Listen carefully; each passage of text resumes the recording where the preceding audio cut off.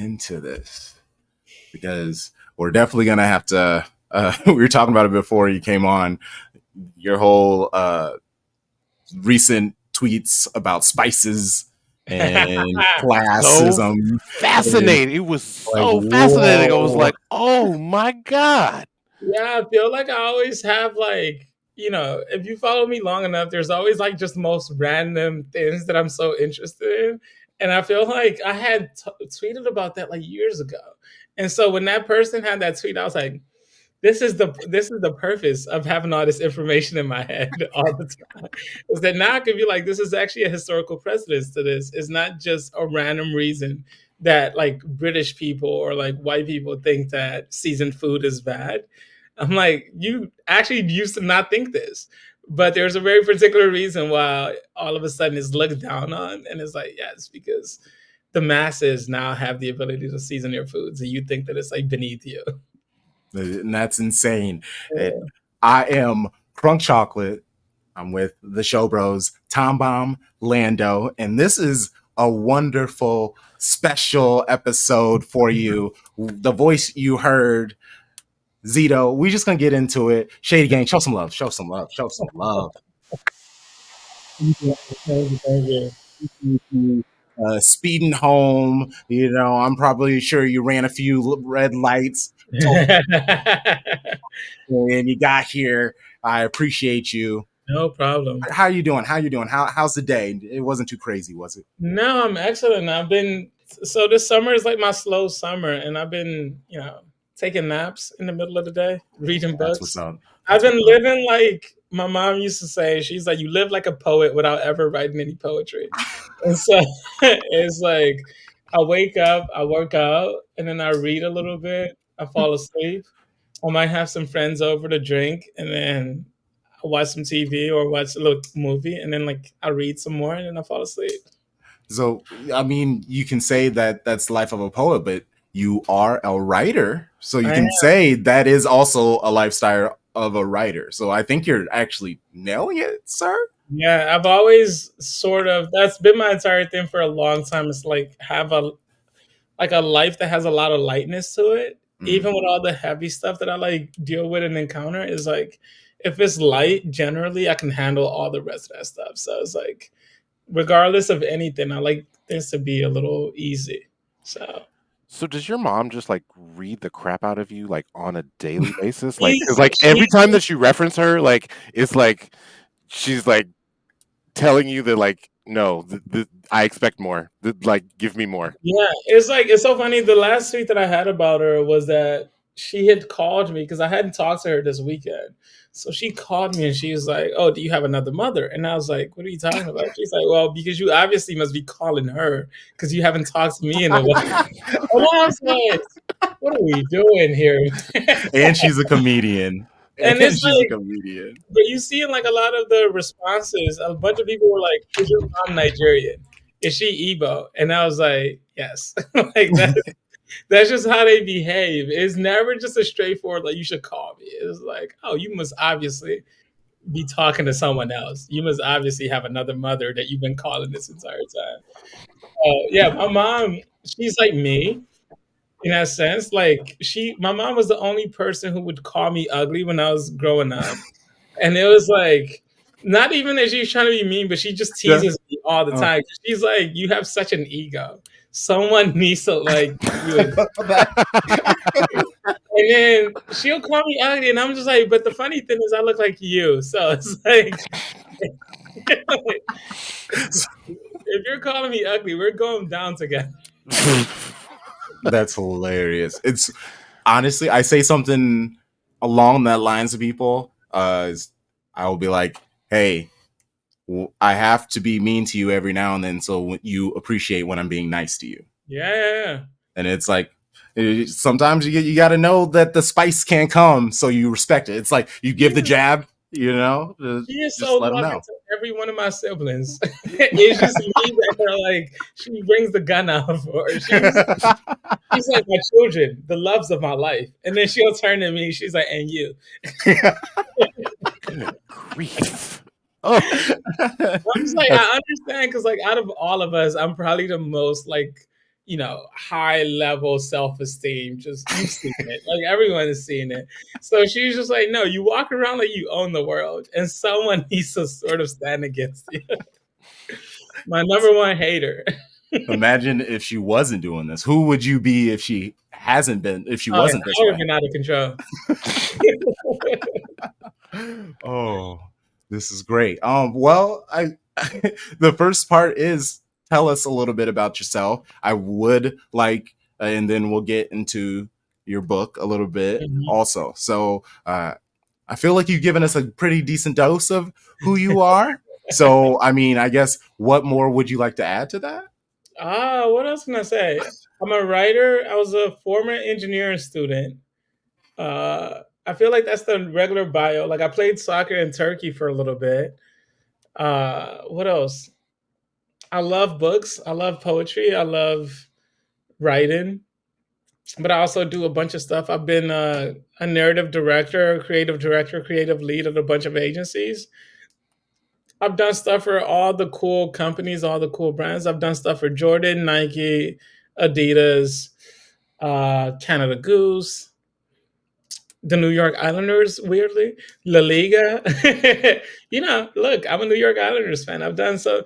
This is that is so funny because a lot of their fans are white, but they don't know that the guy who's written so much of their stuff is. Got these But Long Island people are like, what? Who did yeah, this? I'm You. just like That was you.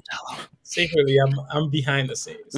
But I'm from New York, so I know I can speak intelligently to what those Long Islanders feel. Zito, what are you most proud of out of all of the wonderful things that you've been able to kind of be a part of from a creative standpoint? What are you most proud of? What am I most proud of? I don't know if it's like a particular thing, but the fact that I am a little bit capable of doing multiple different things, right? There's people in the creative agency world that just know me as like an agency person. And I'm just like, funny that I wrote a book. But so it's just like, I don't know, having a sort of creative depth, but also the aptitude to do a bunch of stuff was what I've always wanted from life. So to have those opportunities and have the capability to do that, I think is probably what I like the most. There's never a time where I'm not working on like multiple projects at once, which can deceive people because everyone online thinks I'm unemployed. No, because you said that you were unemployed. You said that you were unemployed, sir. The great thing is I'm always like, technically, I'm unemployed. And then my friends are like, you can't fool us anymore. Right. You can't trick me. Exactly. They're just like, I've seen your jackets. You can't lie about it. Right. But yeah, so having the ability it. and the opportunities to do a bunch of different stuff is always fun for me. Cool. I got to curate my first art show this summer or this past spring, and that was like a very unique experience, but that was also fun. If you guys are ever in Kentucky, Lexington, Kentucky, at the Carnegie, I have a show that's going on until August, and it is very phenomenal, and I like it a lot, and people there have loved it. So in Lexington, Kentucky, I don't know if you've heard of it, the Carnegie. In Lexington. Sometimes you're over there. Now I see why your mom bullies you, bro. So I think that's really dope that you like take pride in really actually being a jack of all trades and a master of none, but like also like seeing your work, like you truly are a master at what you do. Like, so it's not just that you're a jack of all trades, you're like a master of all trades. Yeah, I think my thing, and I was actually going to write an essay about this, is like there was a very particular time when I started doing creative work where one of my friends was like, it doesn't matter, or my former editor was like, I know you don't like doing a lot of like the small writing stuff, but he was like, you have to take it as a testament of yourself, right? Like if you half-ass it, then it's not just that people don't recognize that you just don't like doing it. They just see that like you're not good at it or that you don't put effort into it. And so I think there's a very particular time that I really became persistent about, regardless of what I'm doing, even if I'm not really into it, I at least have to make it worthwhile, make it good, so that it becomes it's a representation of me at the end of the day. That's what people are going to see. But I'm also like, I'm not gonna do anything unless I feel very moved by it. Like I am the master of just like quitting and then saying like, oh, I'm over this. Like the last job that I quit, it was literally we got out of a meeting after like 2 years at the job, and I was like, I think I'm over this. And my boss was like, "What do you mean?" And I was like, "I think I'm gonna quit." And literally, I quit that day. And then I flew to like Oxford, England, like 2 days later, and then just hung out at Soho farmhouse with my friends. But it was like the moment that I just lose all like, That's respect, though. yeah, like if I don't feel it anymore, I'm not gonna sit there and like, just kind of half-ass it and do the thing where you're just there for like 2, 3 years because it's comfortable. I would just leave. I'm always like, any job that I take, especially when my cat was alive, and I was like, is this job more interesting to me than laying with my cat and reading and drinking wine? And if it's like, if it's not, then I just don't take it, regardless of what they're offering. But if I'm like, oh, this is interesting enough, then I'll do it. So the minute that it like passes that threshold again, where I would rather just be laying here watching some old Japanese movies than doing this work, I would just quit. In the spirit of accuracy, and because we are discussing literature, I love to make sure that we get the whole full quote. Tom blessed us with a jack of all trades is a master of none. A lot of people forget the finishing parts of that quote. Jack of all trades is a master of none, but oftentimes better than a master of one. So I can argue, Zito, that Mr. William Shakespeare is a little bit more in line with what your thought process is. What do you feel from an artistic perspective makes you gravitate to a project or makes you want to explore it a little bit? You've made it clear to us, which I respect 100%. Once you've reached the point of, if I'd rather go drink some wine and be with my cat, this ain't really it. What then is maybe something that makes you want to gravitate to that type of project? Well, I think generally probably the big talent that I have is that I'm just a very curious person. And I think you see that on my timeline, that there's just always sort of a bunch of stuff going on.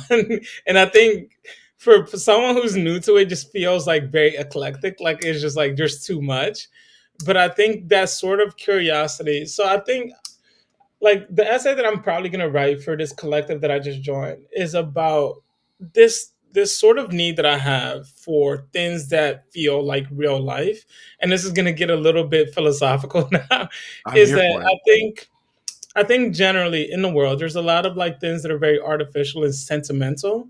So I think I gravitate towards things that are very sensitive, things that are very real, things that like have flesh and blood to it, things that feel grounded in like human life and human prosperity. And like, so I think that encompasses my creative practice as well as like a political project, right? Like the things that I talk about are things that are trying to elevate human beings rather than things about like, I hate things that try, whether it's politics or whether it's like artistic that are about like domination or taking advantage of people. So I think things that I gravitate to are just those things that resonate with that idea, right? Does this thing deepen what it means to be a human being? Does it elevate people? Like I've done a bunch of stuff for like with the disabled community. And a lot of that was also with me taking such a deep interest in disability rights and disability projects in the sense of, like I always complain about New York City, whereas if you walk around New York City, like you're in a subway system or whatever, you really realize that the infrastructure is making an argument of who is decided to be a human being, which is who's allowed in public spaces. And most of the time it's like, unless you're the most like small percentage of super able-bodied person, you're put at a disadvantage in this. Like if you're a kid or like a young kid and you're trying to go through the subway system, you're climbing these like long ass stairs all the fucking time. If you have like an ankle injury, you're basically just not allowed to like travel around. If you're an old person or a pregnant person or like any one of these, the infrastructure is telling you over and over that you are not allowed here. And so my stance as like someone who's for like the prosperity of people and like the deepening of human beings is like, oh, this is something that I just have to hate. Like this is a thing that just annoys me spiritually. But so it's like the same with like a lot of the artistic stuff is like, can you make, or is the thing that I'm going to work on something that helps like deepen the experience of being a human being? Does it also like help other people get into it? Where like, where if you see how I talk about soccer, is always like I even when I wrote about it, it's about like small joys or like the joys of it. Like it's not like my practice was never like to show off how smart I was.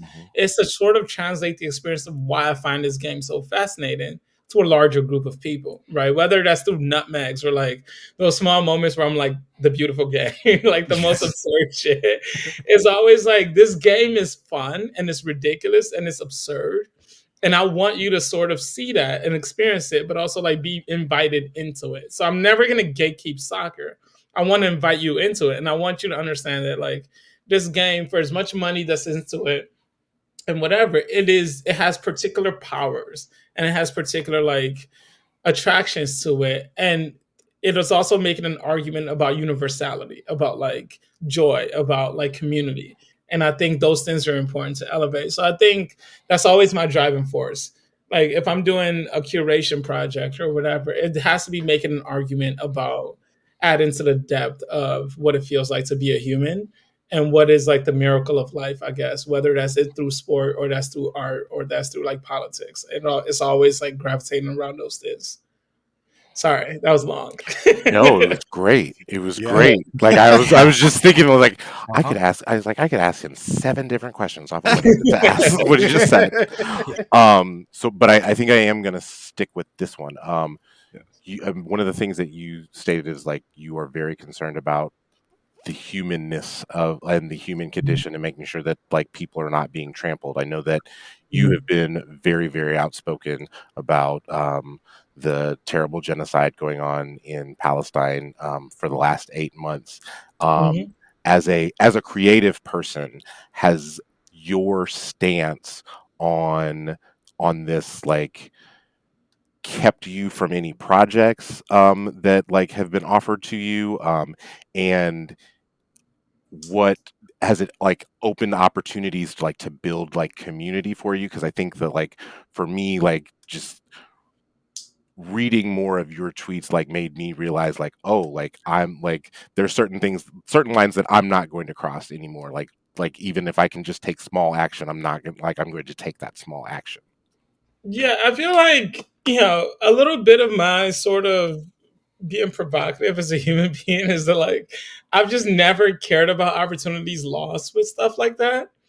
Right. I think there's a lot of people who are very sensitive about that, and for good reason, right? Like you could lose your whole life and like your whole like, the sort of repression has been very strong. But I'm so like destructive where I'm just like it's fine.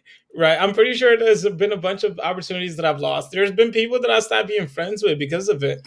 And I'm just like, oh, but like for me, that's just absolutely fine. Like you have to draw, like I always feel like you have to draw a line with stuff, right? Like you have to have dignity about stuff, and it has to sometimes supersede your desire to be comfortable.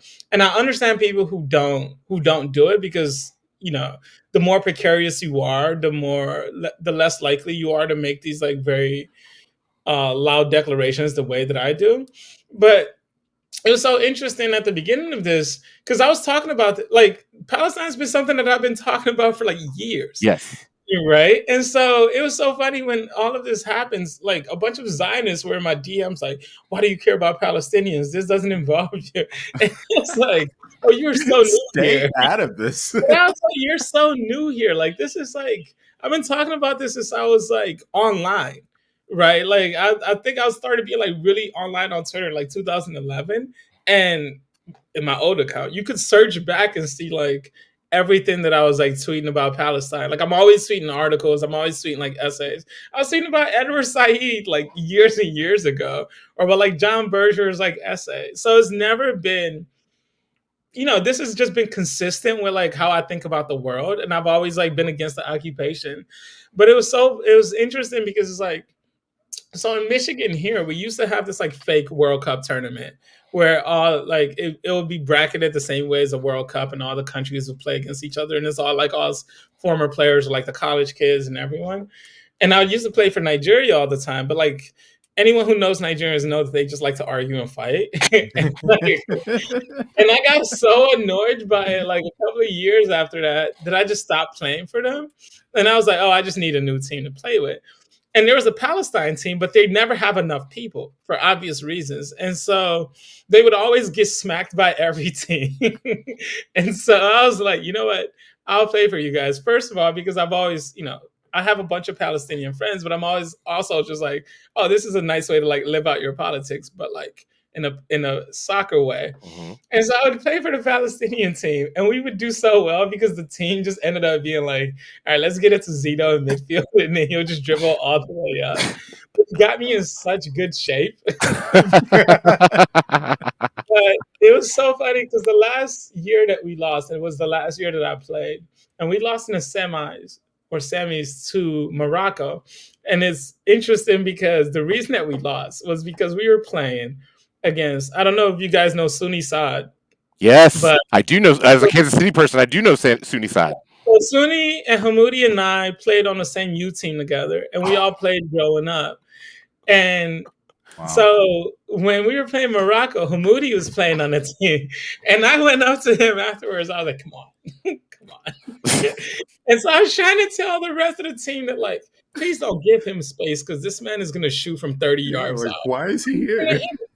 Like, I've known this since I was a child. I was like, he's going to hit these shots. Like, he was we're 1-1. This motherfucker gets the ball from 30 yards out. Everyone drops off. And I was like, oh, God. No. And he hits this bomb to the top, like, offer 90. And I was like, all right, we're down 2-1. And then, like, 10 minutes later, he gets across. And, like, Hamoudi, I always say he was so much better than Sunni, but he's like me. He's, like, very lazy, very much like, I'm good. I don't need to work too hard at this. And then also it's like, then you get out of shape, and then the teams don't want you because it's like, no matter how skilled you are, they can see you have an attitude problem. But so I'm like, but I recognize this. I see this. I know who it is. Man, this guy gets like a long ball. He settles it in front of the keeper. The keeper is so scared to come out, but he knows he has to come. I'm watching this. It's almost in slow motion. I'm like, he's going to chip him. Keeper comes out, just chips him very delicately. Oh, no. So that was it. We lost the game, but I went up to Hamoudi afterwards, and we were just talking about like growing up, about what he was doing after that. But that's like, I played for the Palestinian team for like 2-3 years, and I still have my jerseys. But it was just going back of like, even back then when it was like taboo to even mention the word Palestine, like you can see that I've always just talked about this. And it's like, I don't really care for the opportunities lost. I always said, I used to tell my dad all the time, like, it's easy to make money. Sometimes you have to do it illegally, but that's in the past. But I was just like, I can make money so many different ways. There's always going to be like the point of me having such a wide depth of things to do is that I can always find something else to do. But I can't really see myself in the mirror if I'm like sacrificing my dignity in the way that I'd like stand in the world. If I'm abandoning, if Palestinians are getting murdered and I'm abandoning them, then I've just like given up my idea of who I am and the sort of world that I want to see like built. Right. It's the same as like if I'm seeing Black people brutalized by police officers and I abandon them because it's more convenient for me, then sure. But at the end of the day, I have to wake up and face myself. Or like, it's the same with my queer friends. I'm always like, one of my editors put it, she was like, you are a friend to the small, but you are an enemy to the many. And I'm like, and I don't sort of hide those opinions. You can literally go down my timeline and be like, all right, if it's about queer issues, we know where he stands. If it's about Palestinian rights, we know where he stands. If it's about this, we know where he stands. I'm angry about so many things. And honestly, as we should though. Like, you're not wrong. Robert Baldwin said it best. Yeah, like I'm always like trying to understand the world, how the world is, why it's structured the way it's structured, why it's structured towards power, and like who do you stand with, basically, right? And I think I'm always going to stand with the people who are just disadvantaged and who are being trampled for no reason than the fact that they want to have the same rights and dignity as everyone else. So I'm always like, these are my people. I would rather be I would rather be marginalized and locked outside of paradise with these people than be inside having these drinks and partying with the people in power who are exploiting them. So I think that's like my biggest political project. Hey, and That's I like real. that. Yeah. And perfect segue to a little bit more about you and talking about the Minotaur at Calle Lanza. And how did you writing a book come to fruition, and what's the book about? So the book is about my time in Venice. I did a residency in Venice in 2021, I want to say, or 2020. Pandemic time. Isn't even real. But it was in November. I think it's 2020, November 2020. I had a residency with Venezia. So Venezia was doing artist residencies because they wanted to connect the art of Venice with the football team. And so me and Ethan White were actually there at the same time. Ethan's cool as shit. He's a cool friend of mine. And so we were there at the same time. And so I got invited there. And it was so funny because everyone else who was invited, a couple of photographers, they gave like an idea of what you should do.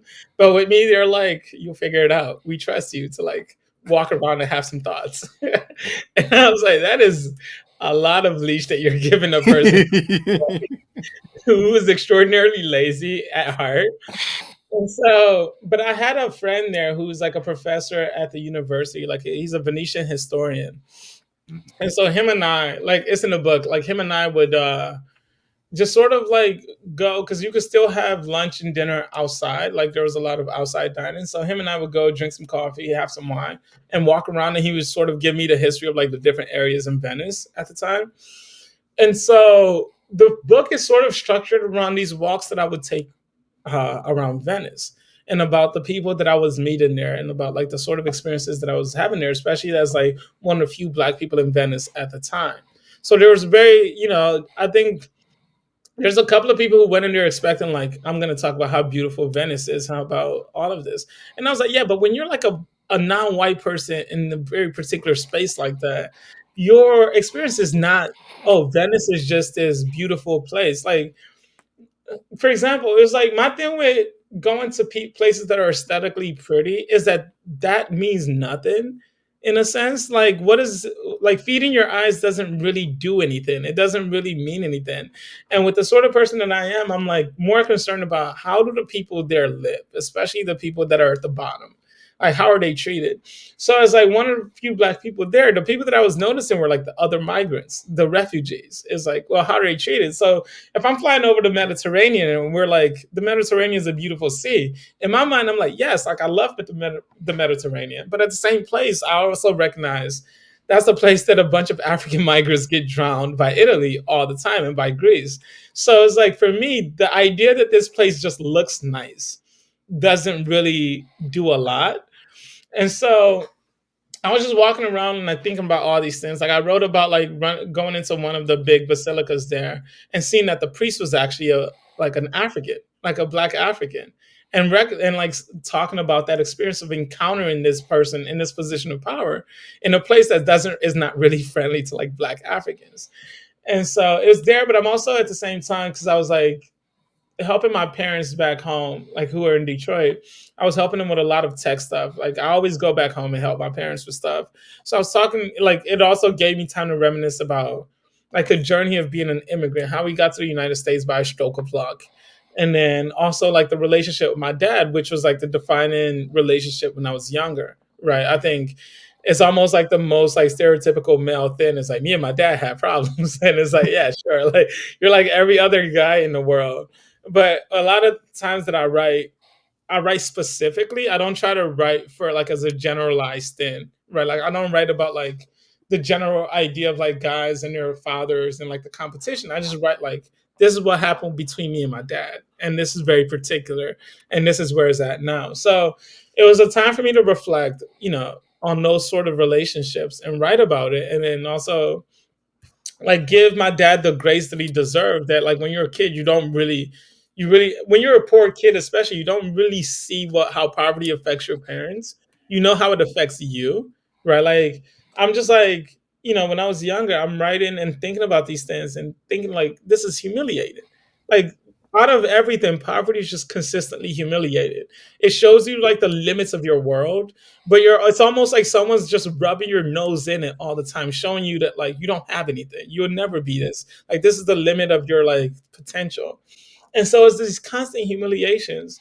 And as an adult, I was like, oh, if I'm feeling this as a kid, imagine being like the father of six and who's just moved to this new country and you've lost your stature, you've lost all your degrees, and you have to like start. Like my dad was working as a stock boy at Rite Aid, and he has to come home to like his family because he has to feed them.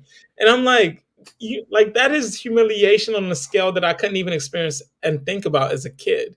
Of like being a very well renowned person in our village and our community, and suddenly being yelled at by like a 23-year-old at like Rite Aid because of your accent, because of even though you're like bilingual or like trilingual, and they're like making fun of you and all of this.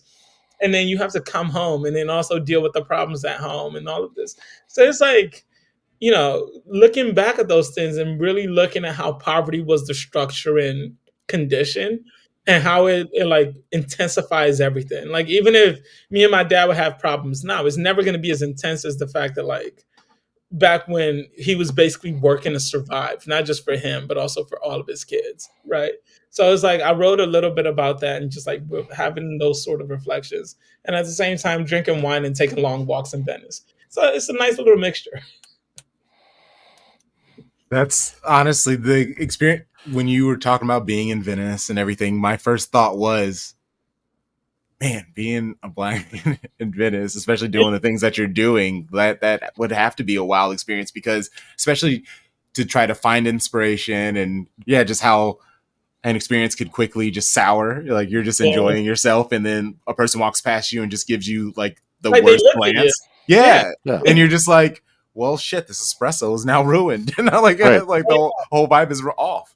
I wrote a little bit about that. Is like, the sort of benefits of traveling to a place like Venice or like Paris or London, like those big places, is that you get to be anonymous. Like you get to just slide right in and nobody sees you, right? Like that is the big benefit of like traveling, is that you almost don't exist, right? People are doing their own thing. But when you're like a black person in Venice or Italy at a time when there's no travelers, you're hyper visible, right? So it's like there's no place that I was going that I wasn't being seen. And you're being seen in a very particular way of like, you shouldn't be here or you don't belong, right? Like there's always eyes on you. So I think my particular thing about that was, or the particular way that I deal with things like that is like, I think about those negative feelings, and instead of going away from them, I like really dig into it. Like, why does this make you feel this way? Like, what is it about this particular feeling that is like important, or like what could we get from that? So there's a very particular thing that happens in that book towards the end that catches some people by surprise, but catches other people see it, like the nerds see it from like a mile away. And then some people are like, oh, this is a nice little twist. And then the nerds are like, oh, I saw this from the first chapter. I knew exactly where you were at. But it's like an experiment of like really digging into like those negative feelings, and instead of running away from it, really like examining them and finding a way to look at them from like I guess a higher point of view is a thing. I love this. So it's real funny. I have my show bros here with me. I had a previous guest on for the first time, and the first time I had him on, him and I just, it was very just like this. I was like, yeah, we're gonna have him on. We're gonna talk football, and it was just like life and philosophy and what they're doing. And it was funny because some of the guests are like, our listeners were like, I did not expect this, but I love it. And honestly, with what we're doing, Shades of Blue Network, we have been expanding. We're adding more shows, and it's all football based. But I like that these are needed. These kind of conversations about life and how it intersects with football. I mean, you went to, art. Sorry, I lost it, but it's just I love just how you as it. I'm trying to like Tom, 7 thoughts with everything that you're saying, so it's coming through. But you just say so many things that it's just like hits me to my soul. Like specifically, mine would be, would I rather get up from laying with Hazelnut And usually she's like, it's a 10-year-old chocolate lab. She lays on my foot, and it's like what has really been inspiring me lately, and especially because I work mostly from my office, and she's behind me, and so like what has been inspiring me to keep her by me, and it's just been nice. I suppose we should get to football, I guess, unless one of you guys have any. And the segue is perfect, Kronk. One of the things I like to do, especially when I talk to folks that are appreciate other clubs, and in fact, Zito, I don't know who you support, so ultimately I will ask that, but I like to understand from a philosophical standpoint. Even before we talk specifics, I like to understand in general. I'm going to ask you a 2-point question, and I'm going to go ahead and give you my answer, and then hopefully you can try to give me something similar to how you feel. When it comes to sport, I do not believe or believe in lesser policies and lesser governance over spending. And I actually believe at its maximum, money equates to no more than 45% of winning. Mm-hmm. What is your 2-part answer to that? What are your thoughts on financial spending, part 1, and part 2? What is the percentage that money equates to titles, and money only? That is interesting. What is my point on financial spending? I think my point on financial spending is that football had to be careful a long time ago with blowing up everything for big money, right? Like Football in in general. general, baseball, Yeah. football, You see, basketball. Do you believe in billionaires being able to do their I thing think a or not? lot of these sports, like once you get to that era of just like spending as much money as available, as much money as you could put into it, it inflates so much. And like the way that it ends up happening is that like the fans starts isolating the fans. Like you think about how high ticket sales have gotten, right? Yeah. And it becomes the thing with football, particularly because it's so dear to me, is that I don't ever want football to not become a sport of the many. And you can already see it happening, right? Where so much of football is going into that elite spaces where I think it's only Germany who's very insistent Yeah. of like this has to still be affordable, right? Football has universal tenets to the game. The idea that it belongs to everyone, that it's the world's game, that you don't need anything to play it, that you should be invited to it. Like one of the first articles that I read or wrote was against the pay to play model in the United States. Whew. Like that was the literal first article that I wrote for SB Nation was about how destructive that's not just to talent, but to the idea of what football represents. And that once you have that modeling, you've turned football into a sport of the few. And growing up in Michigan, you saw it all the time. Like it wasn't even that long ago that Detroit, the actual city, started having soccer fields. It was always in the suburbs. It was always that you needed like when we used the only reason I was able to play travel is because my coach would pay for stuff. Right. So I'm so insistent on like that and making it sustainable. And like I think football always has to take care. And when I talk about a sport of the many, it's always not just fans, but also the lower clubs as well. Like you need that ecosystem. And I think that's the thing that the United States has always lacked, that it's never tried to do. Like building MLS, they built it from the top down and they've solidified the survival of MLS. But you should be able to walk out and see your local team play. And like when I'm in England, it's one of the most fun things. I'm always like joking around that so many of the teams in England are my boyhood clubs. I'm like the Robbie Keane of like the lower leagues. Like Dulwich Hamlet follows me on Twitter because every time I'm in London, I'll go to a Dulwich Hamlet game at Champion Hill, and there's like 3,000 to 4,000 people all the time. Like there's photos of me holding like the dog, who's the mascot. I play for a few non-league teams there. I play for non-league teams in France. Like I'm all over the world, but it's this thing of like this ecosystem of having football as like an accessible sport, as a way of life, as a platform for everyone. And I think the overspending and sort of takes it into that elite space. Not just that it makes things like unsustainable, because you could see with like Everton and Nottingham Forest that it would not take long for those clubs to become insolvent. And you've seen it with like Leeds, and you've seen it with all these things. So it's always, my spending thing has always been like, you need to make sure.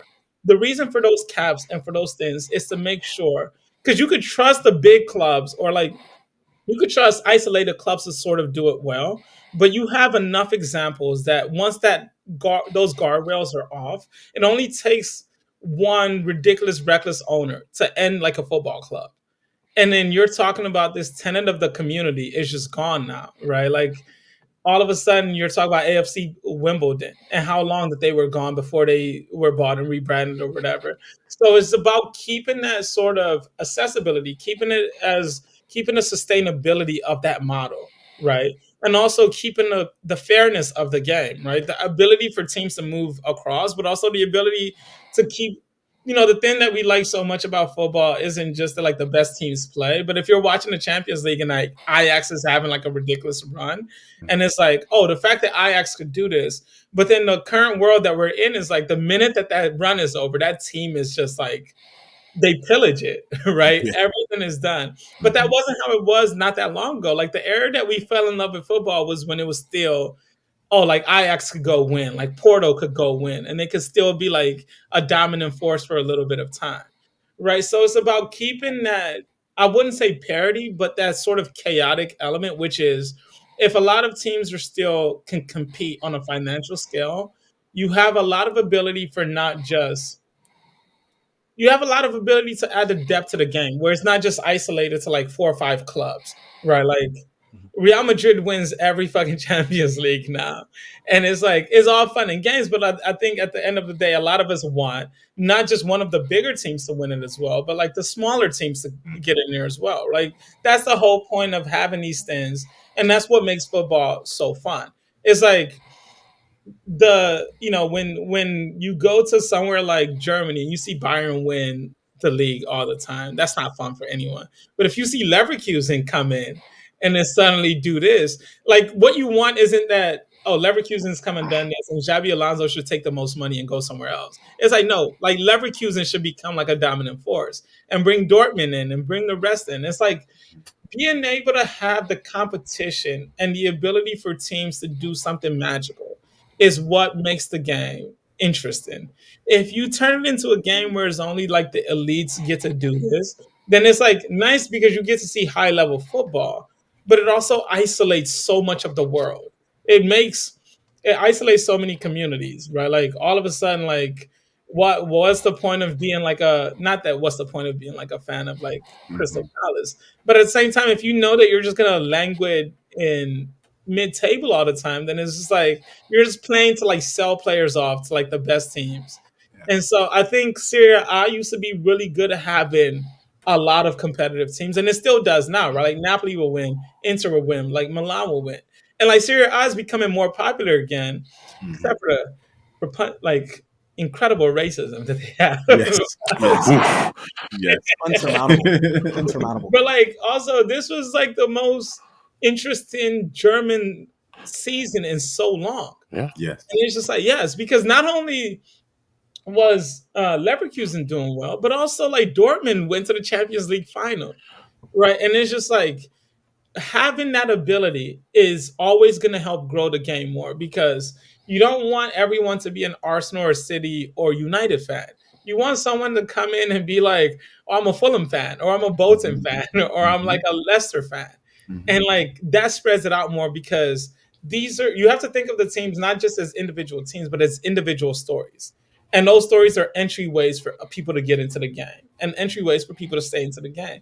And the more stories that you have, the more opportunities that you have, the more depth you add to the game. Because the game at the end of the day is like a central point for people to like express themselves through. Whether you're a player, whether you're a fan, whether you're a community. It's like a platform for self-expression.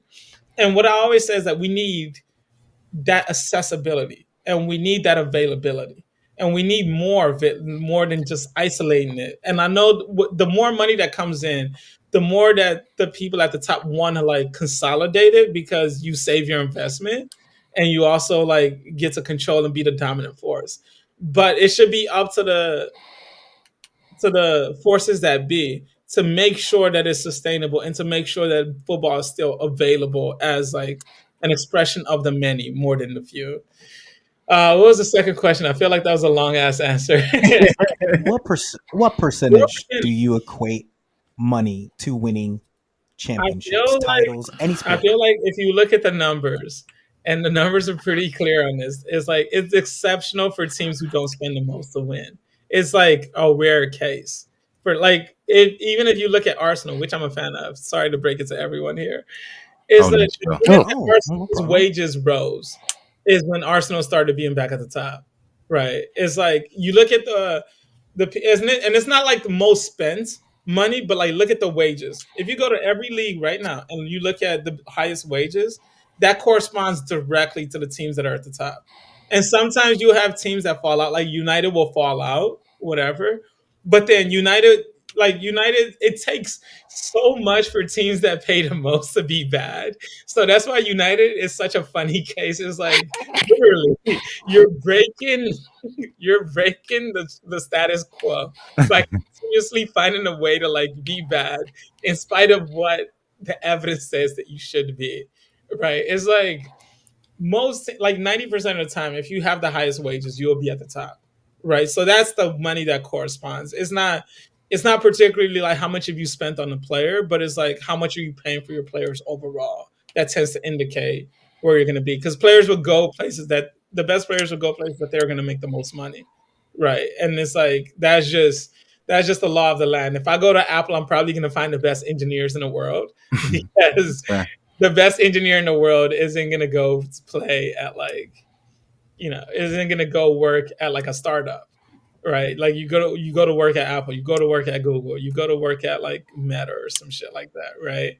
And so that's how it corresponds. Like you might be able to find these people without spending a lot of money, but eventually you're going to pay to keep them. Right, like you're gonna get a Julio Alvarez for cheap, but then you're gonna have to pay a Julio Alvarez to not leave, and that's so money corresponds in that way. And I also think money buys away the prospect of failure, and I think that's very very important. When you have Finally, we agree on one thing. right, like, There it it's is. like you sort of what you want as like a top level team is to buy away that prospect of failure, right? It's like you can only fall so far now. Or like you can also like buy a player and hit and miss, but you have enough money that it doesn't really hurt. Like if fucking Fulham spends 40 million on a player and he doesn't hit, that coach and that general manager are not gonna last. I mean, Nottingham Forest. I mean, yeah, Nottingham Forest. They went and spent all that money. All that money. And it's just like, it's also not the money that you spend on players, but the infrastructure that you built with the money, right?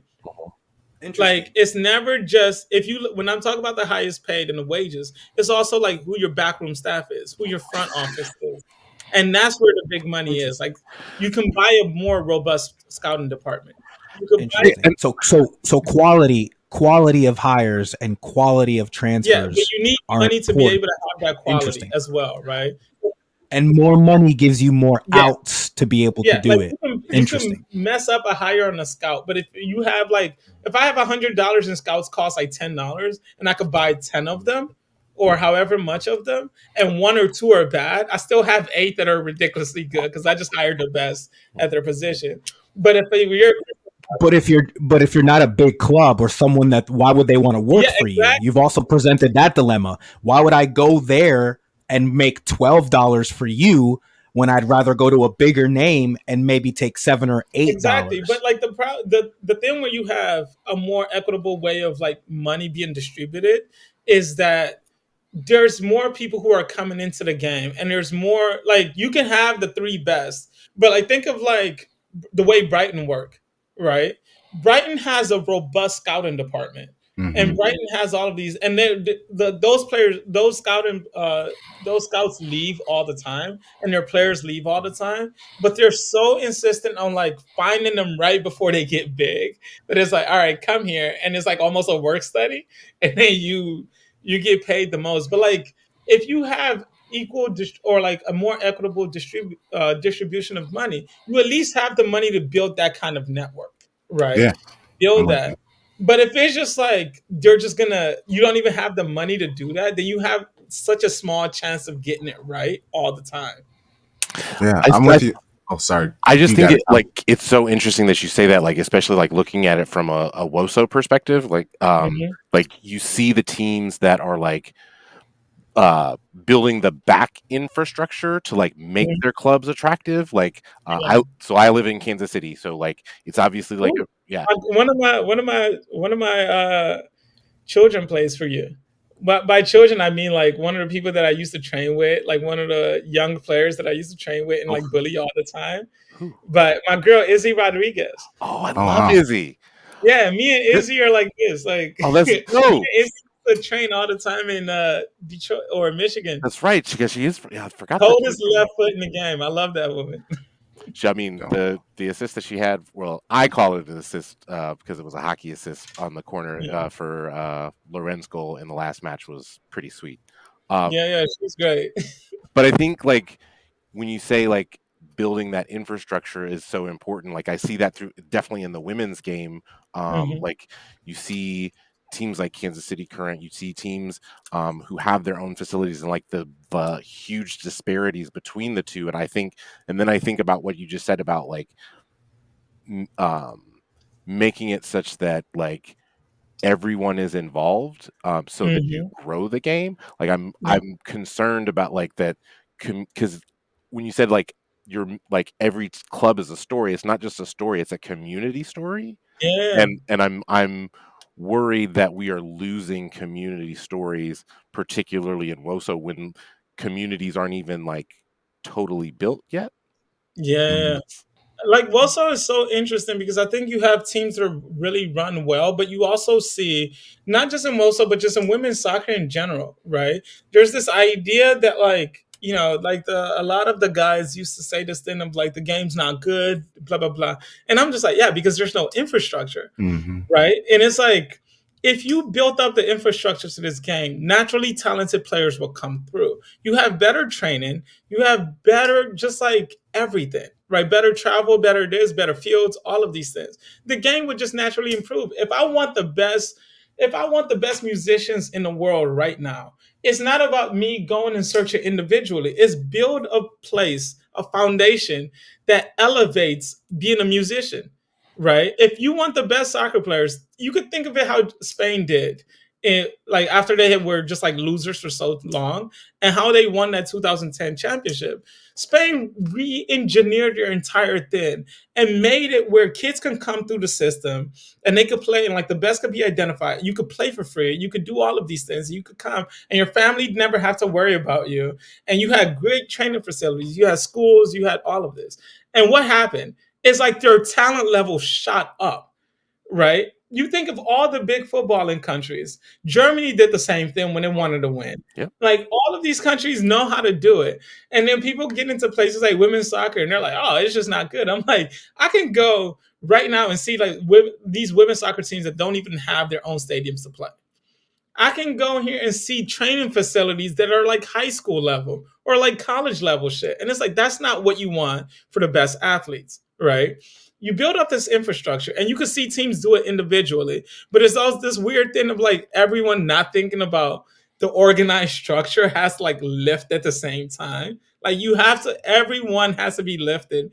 And if you have like a high level of quality, just in general, you will have a higher level of quality of play of like players and you've seen like the tremendous improvement in a small amount of years simply by people saying, what if we put a little bit more money into this?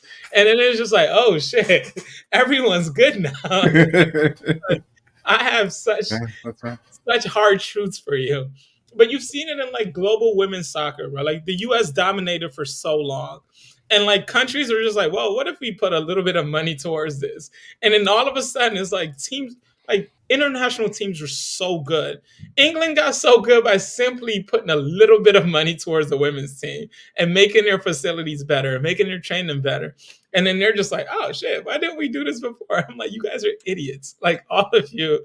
All right. But it's just like, yes, building the backroom staff, but building the general level, like elevating the general level of just everything, like the infrastructure helps elevate the play naturally. right?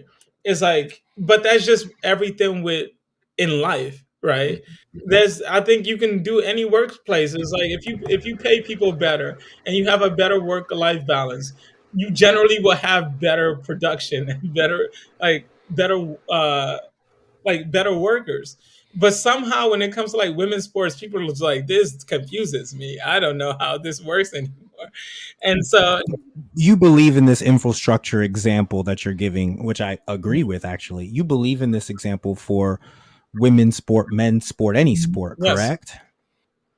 And you also believe for any sport as well that ultimately there should be, in your opinion, there should be some sort of regulation to the spending and how it works. yeah, there should be a little bit of equity. Then help me understand the contradiction, because what I have here is an example of agreement in growth is good, expand, invest, put money in, you'll reap the rewards, do it right. And as that grows, you're also wanting to say, but restrain, only keep it within the realm of everyone else. I said it has to be sustainable.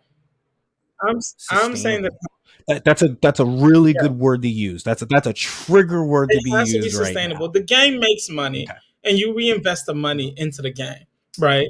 A lot of the problem comes, and we're not even going to talk about the very particular thing that I know you're aiming at. Right. I just want to say, in general, I like it though. He's locked in. Yeah, like there's a lot of problems that come, like on one level of bad spending, right, and like exploiting games, right? Like you see it, for example, the Argentina national team, the men's. Yeah. For a lot of, remember when Messi decided to retire? A lot of that was the anger at the federation not spending the money the way that they should spend. Like they're making a shit ton of money, they're just not reinvesting it in the team, right? They're just using it for other stuff. And we know back then, when we say other stuff, it might just be they're keeping it for themselves, right? Yeah, so it's like, but like you think about the African teams, they make a lot of money when they do international tournaments, but the players don't get paid. Yeah. The facilities are bad, so it's not lack of money. Like this is the most popular game in the world, right? Yeah. The World Cup is the most popular tournament. Like they make billions. Like the money is there, right? But the people who are in power are more likely to find a way to like siphon that money out than to give it back to the players. Like you literally had to create a process to make sure that women's players get paid the money that they're owed. Like in the last tournament, it was literally just like they needed outside accountability to be like, this money that they have made has to go to them, because for so long. What are your thoughts on outside accountability? Are you okay with that? Because FIFA and UEFA, not UEFA, but like neutral accountability.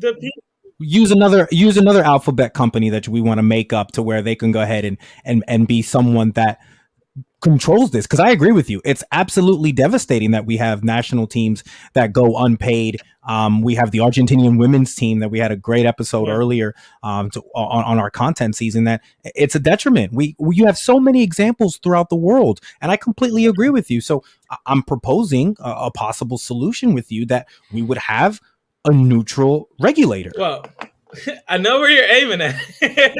Well, again, I'm asking questions. We're speaking in general. So actually, hold on. So because you're taking too long. You're slow cooking. So let's. I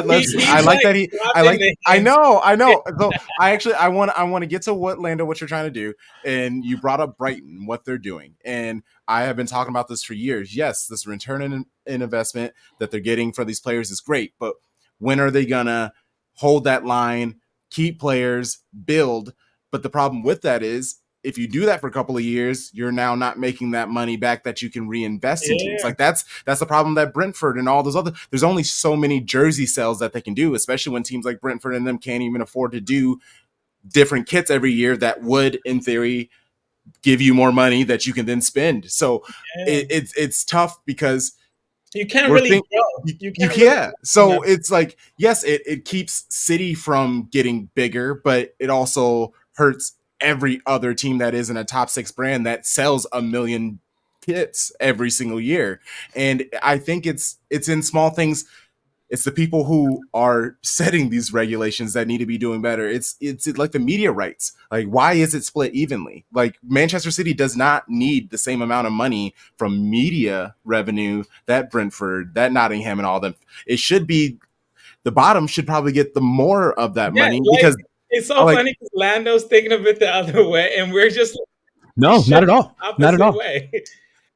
No, not at all. In fact, what I'm proposing is that I think while we're having this conversation about Brighton or Dortmund, I would ask you guys, do Mr. Bloom and Brighton themselves want to be champions of Europe?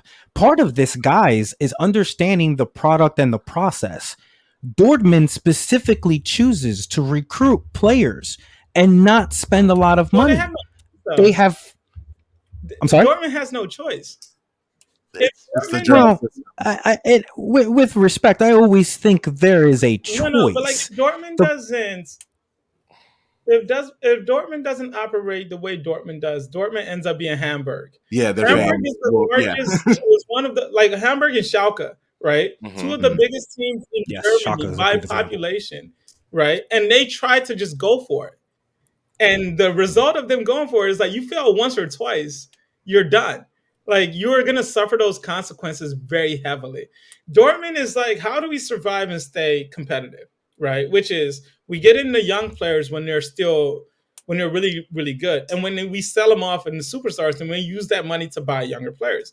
The problem is that leaves you static as well, right? Like, that leaves you in this place where you have to hope for like individual seasons like the last season, where you just hit, like everything just falls into place and you can go for like the Champions League and get, smacked around by Real Madrid, or smacked around by Bayern in 2013. Right. But that's life. That's life. But they have to, if you want to survive in a game where the money is so concentrated at the top, you have to figure out a way to like feed those clubs and at the same time remain competitive, right? Like Ajax was doing it for a long time, but the problem with that again is that you only have to fail once or twice for all of that to come crashing down. And the minute that Ajax failed once or twice, and then now they're getting smacked around by Feyenoord, and it's embarrassing. Right. And like Porto used to be like that. Remember, Porto used to sell players all the time. Benfica was like that as well. But again, like the margin for error is so low because the money's so concentrated at the top. And what you need, again, is that with a more equitable distribution, you don't have to hit right all the time. You can keep some of your great players. You can keep not all the players have to leave anymore because you can pay them to stay, right? Like, sure, you sell off like Malin or whatever, but at the same time, you keep like the other ones who actually, and the other players also see it as a valid place to achieve your dreams. And this is a big great point. Is that like right now, if you're a young player who wants to win the Champions League, you only have a few options. And that's not how the game should be. Right, you either go to Real Madrid. I mean, you might go to Barcelona if they're pulling a lever or whatnot. You go to Manchester City. I think all the levers are broken. Or you go to Bayern, and it's like 5 clubs in total. And this, you're talking about world football of 5 different countries, and you're talking that like 5 clubs legitimately are the only ones that can win like the best competition. And that's a weird place for the game to be. And you only have to go back like 10, 15 years to see that's not how it always used to be. So it seems like the focal point of this conversation when it comes to money has been the distribution of revenue. It's the distribution of revenue and the money that comes in, because the money that comes in also pushes it and pushes the spending. And you saw that with as soon as PSG came in there and paid $200 million for Neymar, it just broke the market completely. Right. And it's like the money that goes in, like, and how the ownership of PSG works, and they just legitimately broke that idea of how much you should spend on a player, and then not just on the player but wages. Like, you have agents that make $20 million from deals, and it's just like, well, once you set that standard, there's no way any other smaller team can compete, right? Like, what is a Brighton supposed to do when when a Neymar is going for $200 million and you want a talented player? You can't do that, right? Like, you find Valentin Barca for 11. I refuse to listen to excuses for something. Look, this is, and the few things I want to make sure, because I gave you a question. I'd like to make sure I answer the question. I don't believe in any sort of restriction. Well, I am not here solving world hunger. I am not here trying to solve the world's problems. That's a different table and a different conversation. We are talking about sport. We're talking about things that should be fun, should be, like you said, for everyone. I think that certain clubs choose to have a label in regards to how they go about it. Everyone, and this is something going back to my college basketball days in the recruiting concept. No stone left unturned. To the first club that loses out on a target, on a striker target, a particular player decides to go ahead and re-sign an extension with the club that he's currently at and is no longer considering transfers. To the first club that says that we're looking at him so close, oh, well, what striker are we going to get now? I don't know where. That was the only guy on the market. That's never the only guy on the market. For every Neymar you show for 200 million, I can find you a Julian Alvarez for 19. There are plenty of ways that development and that scouting that needs to expand. Now, you've made the great point that you need outs. If I'm a smaller club that doesn't have that money, I need the outs, the opportunity that says, that guy. We'll bring in 5 guys compared to a bigger club that's only getting 1 to 2, and I have more outs. My 5 to his 1 or 2 that are pretty more solid. But I see West Ham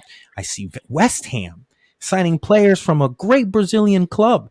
Other Brazilian clubs other Brazilian players there that are going to other big clubs. I have to scratch my head and wonder, what is that player doing there? What is Mohamed Kudus doing at West Ham? Choosing what place that. Is West Ham in? 6, 7. Where is if West you look Ham? at West Ham's like traditional places throughout the years, they're always mid-table. Like West Ham's, like they have all these players, but if we're talking about Paqueta and Kudus, right? How long, honestly, does any of us think those players are going to stay there? 2 more years to see what this thing through, and that's about it. Build anything. Yeah. Like the problem is they can't build anything. You might find exceptional players, right? But you can't build a sustainable team, right? It takes, like, Aston Villa is probably the exception to this, right? And they've done that for so long. And it's almost like they've flown under the radar of like, all right, our players aren't good enough. Don't look at us. And they've like done it really, really well. But also that takes United being absolutely terrible. And that's like Newcastle being absolutely terrible. Like as well as Aston Villa hit it, it's just like you really needed Ten Hag to like take half of that season off for them to survive in that top 4. And you needed Newcastle to have one of the worst injury crises in modern football. Like there was a time where I was like, all of them are dead. All of them are dead. Don't forget the gambling out. Yes. Don't forget that. Don't forget that. You needed Tonali to be a degenerate for that to happen. But yes, it's like you can find hidden gems, right? Those football is always going to have those, right? But the problem is you can't hold on to them. If you have a Kudus and we see him, he's already being linked to United. He's already being linked to other places. Paqueta, if he wasn't going to jail, be at Manchester City, right? Yeah, it would. The only thing that kept Matoma at Brighton is because he got injured this year. And so it's these things of like, yes, you could find these hidden gems and you have to work really, really hard at it. But you're basically just working hard for the bigger teams. Like you're almost just doing the legwork for them, right? West Ham had Declan Rice and we just took them off their hands for 100 and however many million. And you're not going to say no to 100 million. No. And for Arsenal now, 100 million is part of like a larger spend. And it's an insane thing. Like it's not even just City. I'm saying that for everyone. That you can go and take West Ham's best player for 100 million. And then that's not even the end of your spending. We just turned around and like, all right, and just kept going. And for them, it just like they had to work extra hard just to remain in the same space that they were the year before. They're just like, we need to find like 3 players now to keep us in mid-table. Because otherwise, we take Declan Rice and they don't replace him with like those 3 players, they're going to like they're going down, not relegation, but they're dropping down, right? With 100 million With in a the hundred bank. million in the bank, because it's also like you have 100 million, but that does not mean that you get to spend it well. Like we can fuck up on 100 million. We could get a Kai Havertz and he not have a good season the first time, and it's fine because we have more money to spend. But if you have if you spend that on Kudus and he has a bad season, you're fucked because now you have 100 million.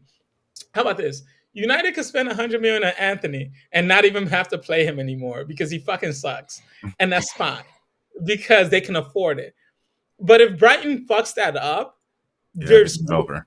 Yeah, like that scout, that sporting director's done, that general manager's done, the coach is done, and and then you restart all over again. But that's what money buys you. That's what having that sort of elite money. Like I think it's so funny because you're like making an argument that teams should pull themselves up by their bootstraps, and in a way that's true. No, No, not no, at all. the Not idea at of all. like some teams need to just be better at using the money that they have, which is absolutely true. But the thing that money buys you is that you don't have to be good all the time. You have like a higher floor of failure than everybody else does, right? But it also buys you the ability to not have to work as hard. Like I don't have to look for a Declan Rice because they've already bought a Declan Rice and trained him for us. We just have to like give them the check, right? Like I don't have to work for Kudus.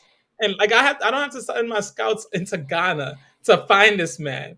Why don't I just let West Ham find him, buy him, and then I just take him off their hands after a year?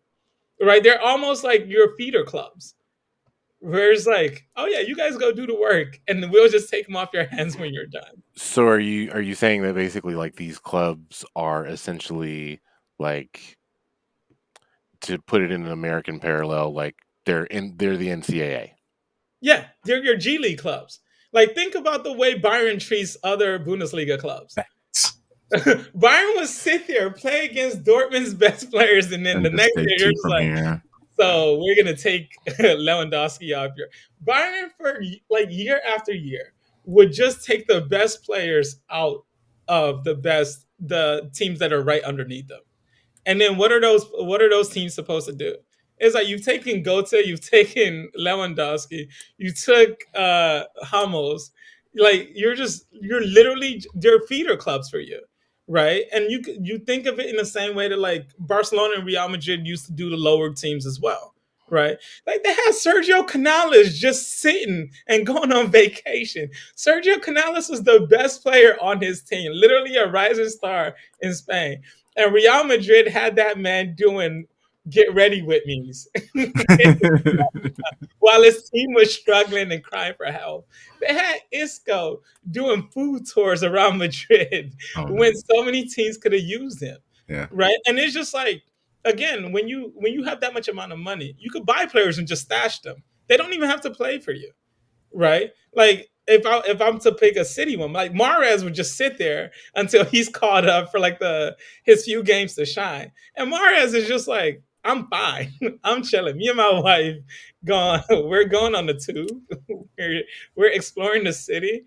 But it's like they took Mahrez from Leicester, right? Even if you think about like Grealish, right? Grealish was there doing his little like tappy toe shit. And then they're just like, well, Doku does this 10 times better. And now Grealish, 100 million player, is just a model. He's just, Gucci Puma, baby. Gucci Puma. and which is fine. But like what I'm saying is like when you have that much amount of money, you could buy those players and they don't have to succeed because you could just replace them and you can sort of stash them as well. But a team that's smaller, like those are their main players. These are their stars. And you're just taking them and you're sending them you're sending them on like permanent work vacation. And then sometimes calling them up to do a dance in the Champions League and then putting them right back there, which is fine. Like, but if those teams have more money and they have a more better foundation, they don't have to always hit on these players, and they can keep these players because they have the money to pay them a little bit more. And that's what I'm saying. That's the sustainable thing. And it used to exist. It's just once the big money started coming in, naturally, all the other teams are also chasing that as well. So it stratifies, whereas like then it becomes 5 main teams in all of Europe, which is so wild. Really, Lando? No, we're done. We're done. We're done. We're done. Okay, I have a question. Like we kind of sort of touched on And it this- in Real Madrid. Okay, so I think we kind of had like when the show started. I think I said it was like, oh my gosh, that team has gone from Los Blancos to those niggas, and I and like you hear about him, you know, Mbappe signed, he's gonna be there like for free, by the way. That's it. Yeah, I mean that is the smartest thing for as a player for you to do is sign for free because you get all the money. Yeah. Right. Yeah. So like, and I love Mbappe trying to pretend that he struggled. He was like, "No one knows what I've been through." Sure, absolutely, Killian. You like we've talked about like racism in Syria. Obviously, like we saw, like we've seen the racism go on in La Liga as well. Like, do you think that this could be a tipping point and you see all of these black stars at this club that is, you know, traditionally white, and you look at some of the history of the club and it's questionable at best? Like what, how does that like Negro leagues?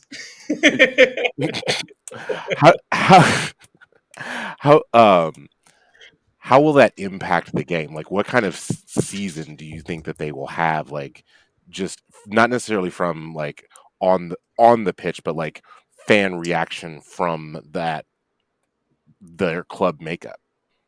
You know, it's so funny because I think it's so funny because Real Madrid also has a couple of players who are not the most sensitive to racism. Danny Carvajal, who is like very, I don't want to call him fascist, but he's fascist light. Like his politics are very. Look into Danny Carvajal's politics when you get a chance. He's ultra Spaniard. He's such an interesting guy. But I think more than signing Mbappe and the rest of my, I think Vinicius's refusal to let that go has forced Real Madrid to like address it in a way that a lot of Spanish teams don't usually address those things. It's the fact that he refuses to stop and to stop addressing it over and over and over. Right? I remember when I used to write about this a long time ago, and people are like, if you react to it, then you let the racists win. And I wrote this funny, like, satirical essay that says, what if we imagine a world that the racists win? Like, let's actually do this intellectual exercise where we imagine a world that the racists win. Does it look any different than the world that we live in now? Which is like the longer, like the sort of foundation for, like, I just kind of like, I did the satirical thing of naming all the things that would exist if the racists win, which is they get to racially abuse players and suffer no consequence. I'm like, that's interesting because that's what gathers now. I'm like, they get to do all of these things. If you imagine a world where racists win in football, it looks literally like the world that football looks like now, where a bunch of racists can get to the games and abuse players as much as they want and suffer no punishment for it. And that's just, and we all accept that. And like we punish the players and yell at the players for speaking up rather than the fact that this racism exists. That's what the world would look like. And so I think it's Vinicius's refusal to let that go that's forced Real Madrid's hand into like your best player is continuously being abused. And you see it. And like the La Liga doesn't want to address it. And none of the Spanish teams want to address their fans about it. But Vinicius is openly addressing them over and over and over. And so when you have the most visible player and you're in the Champions League and he's continuously saying to the world, it really starts to put you on the spot as you're failing him. Right? Because now Real Madrid has to be like, and like Ancelotti starts talking about it. So now you can't be quiet because your coach is talking about it as well. Right? So I think, you know, the way, not that racism was solved, but the way that England even got a little bit better at it is because the black players and the white players refused to stop saying anything about it. And I hate when we talk about racism that we always put the burden on the black players to keep speaking up or whatever. I'm like, what are your teammates doing? If I'm teammates with if you're teammates with a dude who's getting punched in the fucking face and you don't stand up for him, you're not his teammate. So if you're a teammate that's watching your best or your friend, your teammate get abused and you're not saying anything because it's a black issue, you're just being a coward. So I had written something that's like, and me and my friend Ben Carrington, who's a professor of sociology, we talked about this. Like, nothing will change until the white people also see it as their problem. You see it as a problem of a problem for your team, as a problem of football in general. Like, this is not what we want football to represent, right? And it's not just a black issue. You talk about it with every sort of like bigotry. Like, we don't want this in our game, and you have to make those people feel unwelcome. Right. Like, you can't just say they're not real fans. You have to actively make it an unwelcoming environment for bigots to be in. Like, it's not that we don't want you here. We will actively chase you out if you're here. Yep. If someone starts making monkey noises next to you, you point them out and you get them kicked out. So everybody else knows that this is not a place that you do that in. Yeah. We understand this about any behavior in every other social environment, is that you make it where those things are not allowed. But in football, in order to please the races, we always pretend that there are these isolated characters. And I'm like, if a person is comfortable yelling racist shit in an environment, it's because they know that that environment lets them yell racist shit. And so I think with Real Madrid, they have such an outsized amount of power in La Liga, and so does Barcelona. And I think Vinicius and Ancelotti continuously speaking up about this is forcing them to take a stand on it. And I think the way that it's going to get better is if they, along with like Barcelona and the other powerful teams, start making it an insistent thing of like, hey, if you're racist in our game, in our league, in our stadiums, you will be banned from this, right? And I think, like the most recent incident with like the three people actually being severely punished for works. 240 days. Yeah, but I think Not enough. more than punitive punishments, you just have to create an environment that these things are not welcome in, right? Like, if people come over my apartment, they're not going to say some bigoted shit because they know that's not a thing that's allowed, right? They might be able to say it outside, but it's already, the stage is set that in here, we don't fucking tolerate that. And football has to make that with their stadiums, with their game in general, and with their leagues. What bothers me more than anything in particular about this topic is the concept that a man who has the ability to say something and speak up is actually thriving off the chaos. Florentino Perez is an absolute menace. When you look back at how he came into power, a man who convinced the board when he came into power, like he just the Mugabe of football. Let me explain. It's a board that all voted in unison to have one person run it and make all the executive decisions. Quacks like a duck, acts like a duck. You call it what you want. But in getting that position, he leveraged to the board of Real Madrid, choose me, don't choose him, and I'll bring you Luis Figo. And it happened. Yes. And since that moment, to a certain degree, he can't do no wrong to the people. He thrives on it. If you go back and look at the Clásicos during that time. They fired him and said that he's not allowed there anymore. And then he came back a decade later. He's like, look, bygones be bygones. Those Spaniards, huh? They find a way to get mad at each other and then separate and somehow come back. I'm looking at you, Javi. It's like, why are we so insistent on the past? Let's look towards the future. Well, He's like me when I'm out drinking and I'm just like, all right, why are we still arguing about things that I did wrong?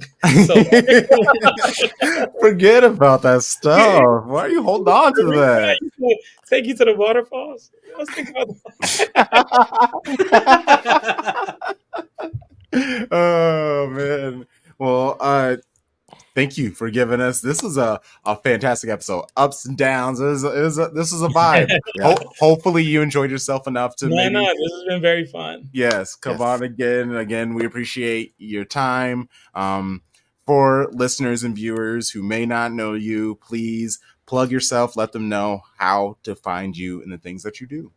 Well, first of all, buy the book, The Minotaur at Calle Lanza. So it could win some prizes. People can love it. People can give it to their kids, give it to their fathers as a way to talk through your contentious relationship.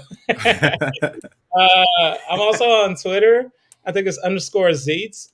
Zeets. If you ever need some political opinions, some jokes, some rap lyrics that are just out and about, some accidental Bronson lyrics.